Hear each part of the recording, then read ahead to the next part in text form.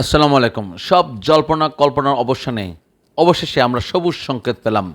পাল্টা শুল্ক কমানোর সবেজ সংকেত পাওয়া গেছে বলেছেন বাণিজ্য সচিব। আমি একটু শুরুতেই আলোচনা একটু পড়ে শোনাবো, এরপর আমরা পুরোপুরি আলোচনায় চলে যাব। বাংলাদেশের উপর যুক্তরাষ্ট্রের আরোপিত ৩৫% পাল্টা শুল্ক রেসিপ্রোকাল ট্যারিফ কমানো হবে বলে চূড়ান্ত আলোচনা শুরু হয়েছে এবং ইতিমধ্যে সবুজ সংকেত পাওয়া গেছে বলে জানিয়েছেন বাণিজ্য সচিব মাহবুবুর রহমান।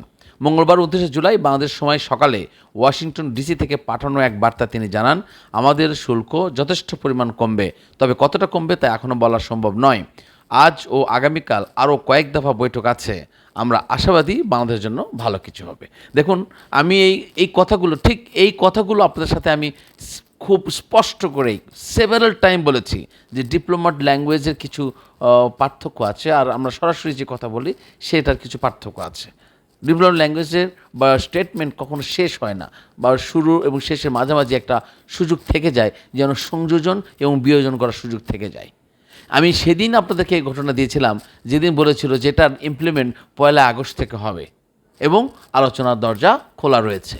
সো আলোচনার দরজা খোলা রয়েছে মানে সেখানে নেগোসিয়েশনের একটা পার্ট রয়ে গেছে এবং আমরা সকলেই জানি যে এই পার্টটা কী, যার ফলশ্রুতিতে বাংলাদেশ সরকার এই সমস্যাকে সমাধান করার জন্য, যেহেতু বাংলাদেশের গার্মেন্টস সেক্টরের উপরে প্রায় ৬০ লক্ষ মানুষ নির্ভরশীল, পাশাপাশি এর সাথে আরও কিছু অর্গানাইজেশন আছে যারা সরাসরি টেক্সটাইল সেক্টরের সাথে জড়িত, এবং আমরা যদি এই শুল্ক দিয়ে যদি আমেরিকায় কাপড় আমদানি করতে হয় তাহলে আমরা অনেক অর্ডার হারিয়ে ফেলব, যেটা আমাদের জন্য অনেক ভয়াবহ একটা পরিণতি আসবে।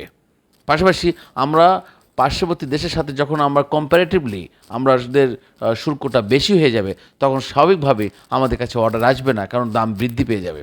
সুতরাং এটা আমাদের জন্য অনেক বড় একটা চ্যালেঞ্জ ছিল, যার ফলশ্রুতিতে সরকার সিদ্ধান্ত নিয়েছেন। এই জন্য সরকারকে অত্যন্ত ধন্যবাদ জানাই এবং কৃতজ্ঞতা জানাই যে তারা একটা খুব ইনিশিয়ালি একটা মানে স্ট্রংলি হস্তক্ষেপ করেছেন এবং সেটাকে সমাধান করার জন্য সর্বোচ্চ চেষ্টা করে তারা বিভিন্ন উদ্যোগ নিয়েছেন। তাদের কাছ থেকে গম কিনা, সার কিনা, তরল গ্যাস কিনা এবং কীটনাশক ঔষধ, পাশাপাশি এই যে বোয়িং, এই সমস্ত শর্ত নিয়ে আমরা একটা ভালো অবস্থানে দেশের এই বর্তমান ক্রাইসিসকে আমরা রক্ষা করতে পেরেছি। এরপরে পলিটিক্যাল গভর্নমেন্ট আসবে, পলিটিক্যাল গভর্নমেন্ট এসে তারা আরও নেগোসিয়েশন করবে, তারা আরও ডায়ালগের ব্যবস্থা করবেন।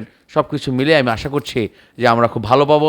সো টেক্সটাইল সেক্টরকে নিয়ে যে কথাগুলো বলেছিলাম, এই স্পেসিফিক নিউজ নিয়ে আপনার যে কথাগুলো বলেছিলাম, এটা আসলে অনেক কথা এখনও স্পষ্ট করে বলা একেবারেই বলা উচিত হয় না, যার কারণে অনেক কথা একটু ঘুরিয়ে বলতে হয়। সো আমি আশা করছি, আপনারা আবারও বলছি, আশা করছি একটি সন্তোষজনক আমরা পার্সেন্টেজ পাবো, যেটার জন্য আমাদের কোনো রকম চ্যালেঞ্জ হবে না।